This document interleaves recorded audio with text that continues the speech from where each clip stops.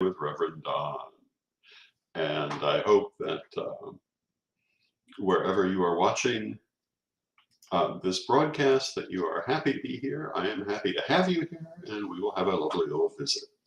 And as you can see, my camera has changed a bit since you were here last, because my office has changed. You can see lots of boxes in the corner. Things are starting to get set up. And I received a lovely new desk yesterday from my son John, with the help of my granddaughter Raven. And they gifted me this beautiful 130-year-old desk that he had found online. And hello to Melanie in the chat room, welcome. And they spent the afternoon rehabilitating it, and it's quite lovely. And but it does mean I'm going to have to change my camera and lighting a little bit in all likelihood to get everything adjusted. So bear with me. But if you follow me on Facebook or Instagram, you will have seen photos from this little adventure. And it was lovely getting to spend the afternoon with them. And wherever you may be watching, remember, if you would like to take part in the conversation, you can type in your comments or questions. No matter what the platform is, it should show up in my chat room, and we will interact. Hello, Mary, in the chat room. It's good to see you. And yeah, that's kind of where I am today, getting used to the new desk. Apparently, someone was getting rid of it on, I guess, on Facebook. And my son saw it, and he knew I was looking for additional desks for our work center here. And he thought it would be perfect, and it is. It was originally a drafting table, I believe, a drafting desk. But for me, it will be my all-purpose desk. It has lots of drawers and little shelves that pull out. It's very cool. We're in the process of getting the shipping center set up. A lot of the boxes you see here in the corner are shipping supplies. They're actually going to be relocated to the outbuilding. A few will be kept here in the office. And oh, hello to Joanne in the chat room. It's good to see you, Joanne. And so lots of things happening, lots of things being done. And we'll see where everything ends up. I'll certainly be showing you more pictures of the office after it develops. There will be, I'm anticipating artwork on the walls behind. I'm not really sure how it's going to shape up though. There is still a little bit of a library. We're thinking it's going to go in a different room that will be used for entertaining and filming. But some of it may end up here. Hello to Renee in the chat room. It's good to see you, Renee. I do actually like the color that so much of this house has been painted. You can see it behind me. It's kind of a cross between a French blue and a blue gray, which actually for me is a color that works. It's a very interesting house. It shows signs of some colorful background. A lot of the doorknobs have been crushed, apparently by someone's hand, and that indicates some serious situation once occurred here. But that's a subject for another day. And hello to El Sendero del Pejano. Greetings from Barcelona, from Rev Britannia and the Sanctuary of Israel. Welcome. It's good to see you. Bienvenidos. My Spanish is improving, but still developmental. But bienvenidos. It is good to see you. And we love our people in Spain. We have so many people in Spain. And we love our people throughout the Spanish language world. You know, I'm hoping to be able to visit Spain in the next couple of years now that my duties are less encompassing than formerly. And we will see what can be done. I'm also hoping to visit South Africa again sometime in the not too distant future. Although this year we have Lady Rain from South Africa visiting the US for the Parliament of the World's Religions, which actually isn't that far away at this point. What is it, 2 more months? And we'll be at Parliament. That's quite amazing. It's been several years since the last physical Parliament. And I am looking forward to it. I think it will be quite a wonderful time. And I hope that you will join us for that, either physically, if you are able to be in Chicago, or virtually through the many broadcasts we will be doing. And the Parliament of the World's Religions is a very important event. And I think a lot of people have very little awareness of what it is and why it's important. But it's a gathering of religious people and religious leaders from around the world, affiliated, I believe, with the UN. And it's not that it does anything official. It's exactly what it calls itself, a parliament, a place where people come to talk. But then those people go home. And they often go home with greatly increased knowledge and appreciation of religions other than their own. And for people who belong to minority religions, such as pagans, Wiccans, Corellians, being represented there can be extremely beneficial, because we get to interact with these other religious people, other religious leaders, in a good social setting, low pressure. No one who's there is being predatorial, as sometimes happens in the world of religion. But people who come to the Parliament are looking to learn. They're looking to make friends. Hello to Bradley in the chat room. And so it's a unique opportunity to represent yourself, to exchange information, and to build a good opinion in the world. Many of the people who come to the Parliament are not only religious leaders, but they're community leaders in their home countries and their home locations. So when they go back with a positive opinion, it affects what may happen in the future. And this is part of why it's so important.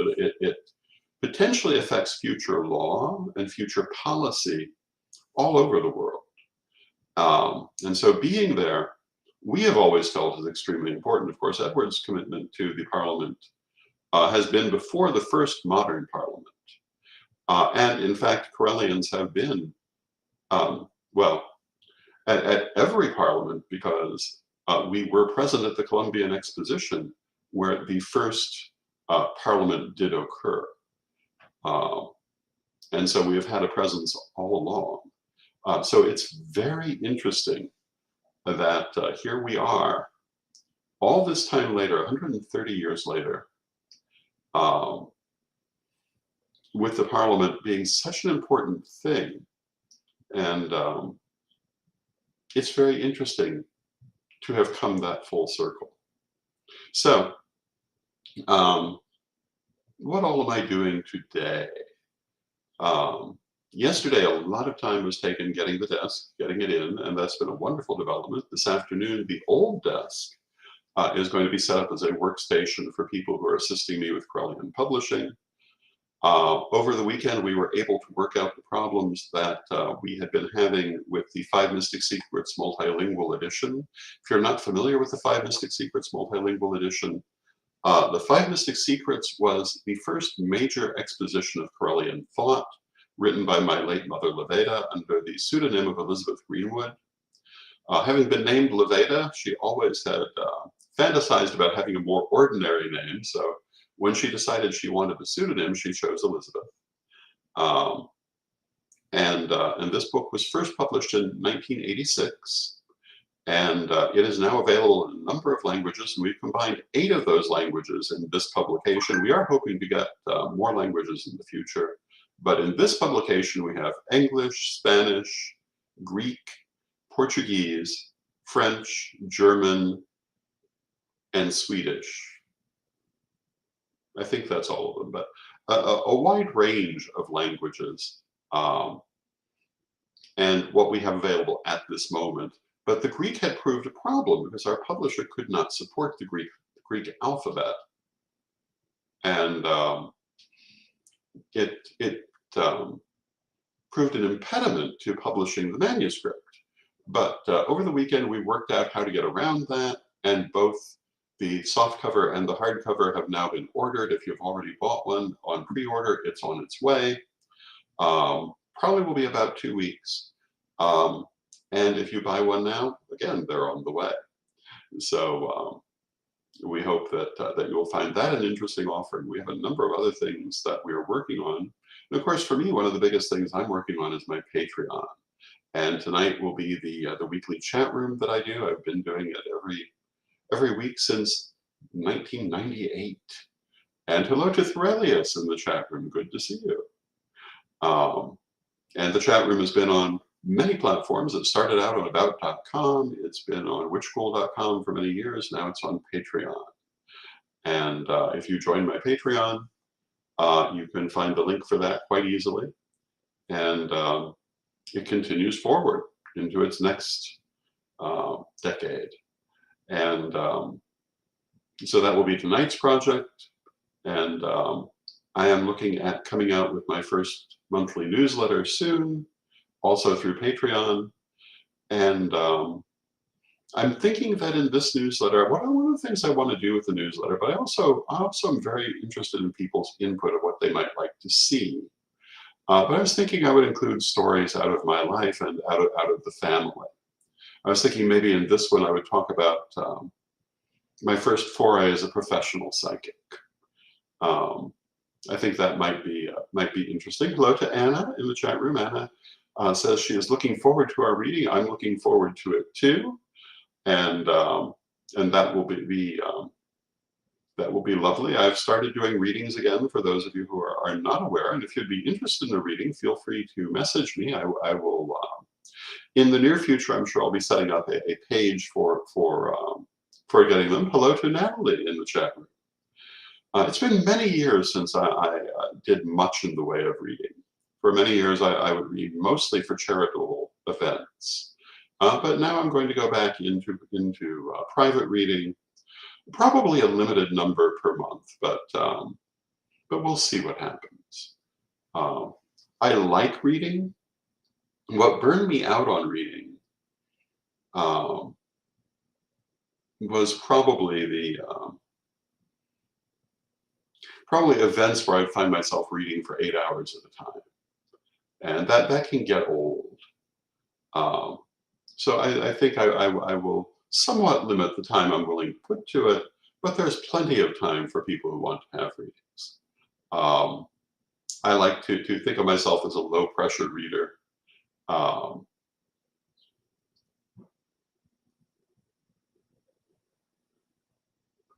Aurelius asks if I enjoy the pagan aspect. Well, having spent my life as a pagan reader, I think I'd have to say yes. And Thorelius says they recently read about the concept of Cybele versus Apollo as opposed to Bacchus versus Apollo as a way to think of the fundamental differentiation of human society. Oh, and hello to Diane in the chat room. Good to see you, Diane. I have not read, although I've seen references to this idea of Cybele versus Apollo.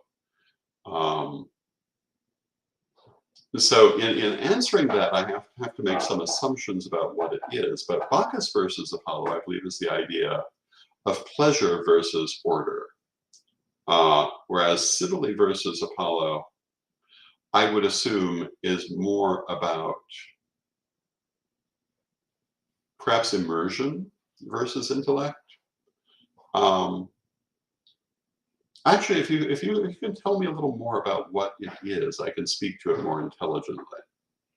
But what I'm assuming is being suggested is that the traditional differentiation between Bacchus or Dionysus versus Apollo is perhaps a little prejudicial toward the Bacchus end of the sphere.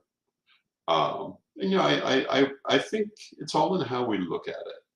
And I do think there tends to be a dichotomy between people who work more from their emotions and creativity, people who work more from their logic and intellectual character. But I don't know that this needs to be any kind of opposition, and I'm sure that every person combines both. And I think it's important to combine both. One thing I've learned in my more or less 50 years, 47 years as a pagan priest. Is it 47? Wow. Anyway, is that you need a balance. In everything, you need a balance. Intellectual is very important. I myself think of myself as quite intellectual. I didn't maintain that 10,000 volume library for nothing. But I also feel we have to be mindful of our creativity. In my case, I am a visual artist. I'm also a writer. Um, but I think these two horses can pull the same chariot. I think that making too rigid a division between them is a mistake, though I certainly see how people do that, particularly in parts of the world where we have a strong differentiation between summer and winter. Having been living in Florida for a number of years before returning to Danville, um, where there is not such a rigid division between the seasons, I think that sometimes we impose limitations on ourselves because of this preconception. And hello to Ravenwolf in the chat room. Ravenwolf says, welcome to Danville. Thank you, Ravenwolf. It's nice to be back. It's been many years, and I'm seeing many old friends. I'm hoping to see Lady Crystal this week. Thorelius says the basic one was Nietzsche, and the basic idea was rupture versus plastic views of art. And Nietzsche thought there was an equal value of art being more plastic or structured, but that tragedy was the happy medium. I would agree. I would agree that the happy medium is a vitally important part of the equation. And yes, there are certainly extremes between what we might call ecstatic and structured ways of looking at art or anything else. But I think when we give ourselves up too much to one or the other, we make a mistake. Not always in that moment, because if you've been too far in one, going all the way into the other can help you to find balance. So I'm not saying that's not the case, but to stay all the way at one extreme, I think, is a mistake. I happen to live through an era where a lot of people did this. A lot of people who felt that things had been too structured in society, perhaps in their own lives, too strongly emphasizing intellect and functionality, went the opposite direction in rejection of these ideas. And I hope that now maybe, certainly not as we look around the world at this moment, but hopefully in the near future, maybe people will be finding that middle ground, which I think, I'm a great believer in middle ground. If you've read my works on virtue, you'll know that I follow the Aristotelian view that virtue lies not in the extremes, but in the middle. And I think that really is the answer to all questions. Now, Peta, hello Peta, and hello Michael, in the chat room. Peta asks, is there a big difference between paganism and spiritualism? And it's 5:17 a.m. and on Tuesday, where Peta is, whereas it's it's 12:17 p.m. here in Illinois. Thank you for joining us, Peta. Is there a big difference? I think it depends to some extent on who you ask and how they pursue it. For me, spiritualism and paganism are very tightly intertwined. Many people who consider themselves Correllian, who consider themselves also to be spiritualists, Caroline High-Correll herself, the founder of our tradition, was deeply involved in the Spiritualist Church and also the Universalist Church. Lady Crystal, my teacher, was also a spiritualist minister. I have held services in spiritualist churches as well. So I find a lot of commonality, but that's probably because of my particularly Correllian background.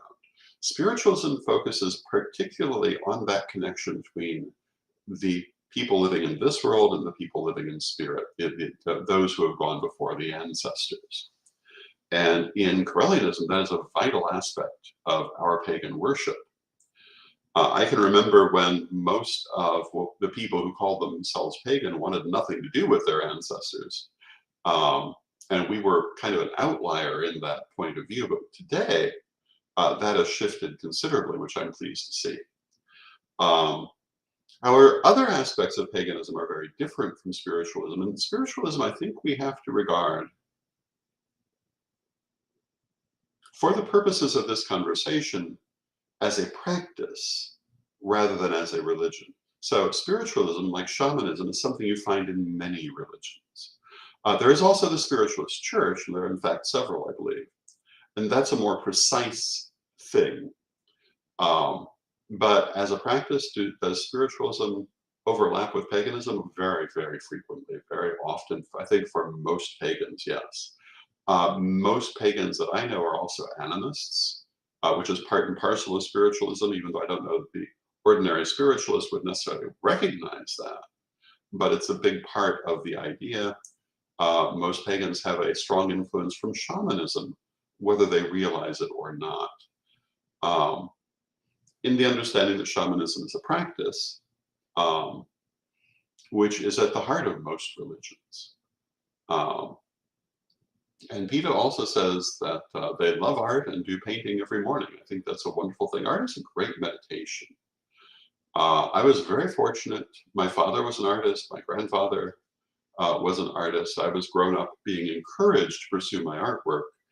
My mother, during the years that she worked in publishing, would bring home huge containers of paper for me to use. And I can remember as a small child drawing almost the equivalent of animation, because I would draw one scene after another in the stories I was creating in my mind. And it was a wonderful practice, but also a wonderful practice for visualization. And as an artist, although I did eventually learn to draw what I see, at least to some extent, what I draw is what is in my head, what I visualize. So for me to be able to draw something really well, I will have that image in my head um, of what it is that I'm drawing.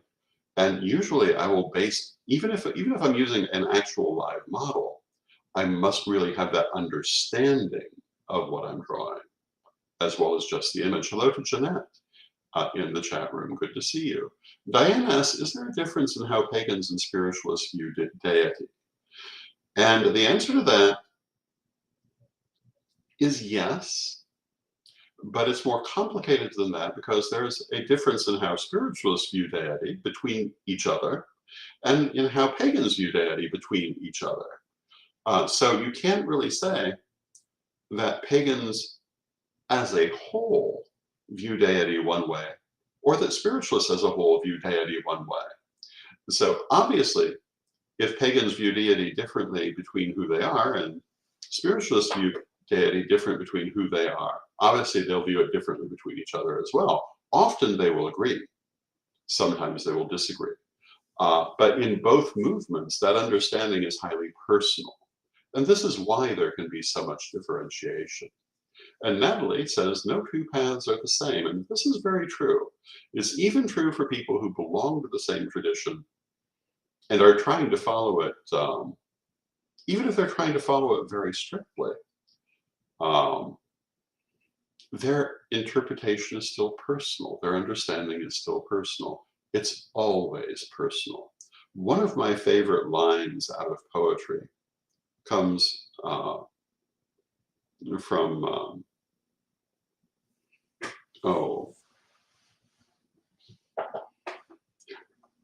I cannot think of the name now, but the line is, the race is won by one, and one, never by two and two. And Tomlinson is the name of the poem. And it's about a person who dies. It's written from a Judeo-Christian point of view.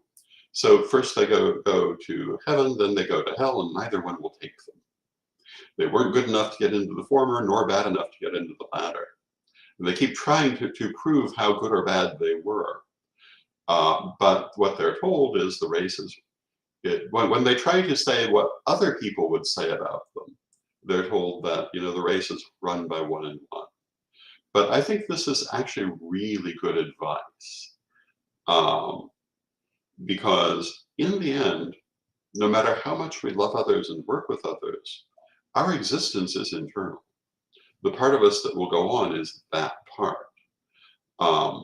And yes, our relationships remain. We see them through many lifetimes. We certainly continue them between lifetimes. But our understanding is always our own. And no matter how tightly we love another person or work with another person, their understanding is also their own.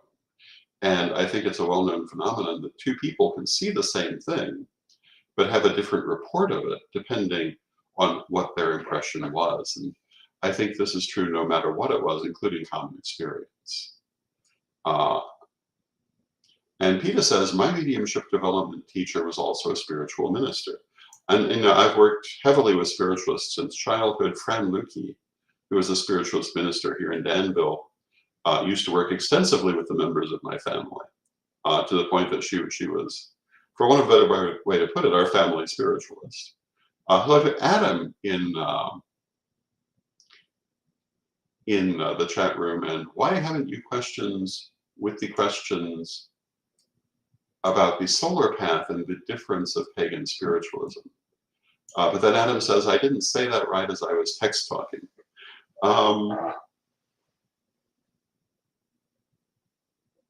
So I'm not quite sure what is meant by that, but what I'll say to that is that I think that certainly in the Correllian degree lessons, I think we do address the balance of elements between solar and lunar.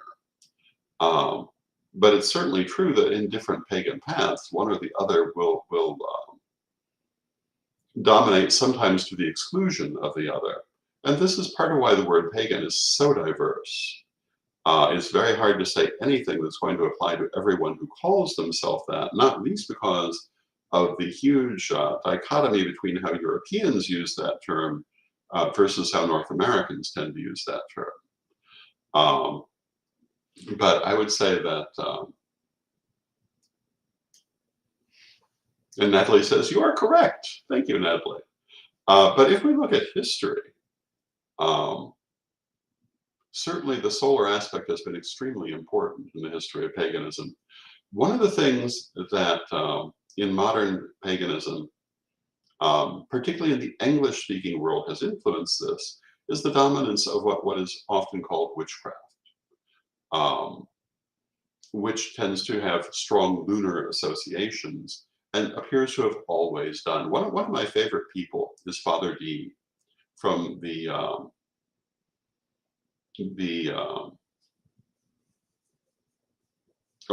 Olympic Alexandrian tradition. And he, among other things, is heavily trained in Baltic witchcraft.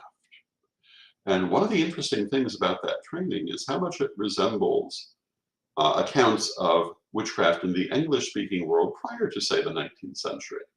And I think, and that's been very interesting to see just how widespread that was. Father D also talks a lot about the practice of witchcraft in the Greek world, because Hellenic Alexandrianism is his primary path. And that's quite fascinating.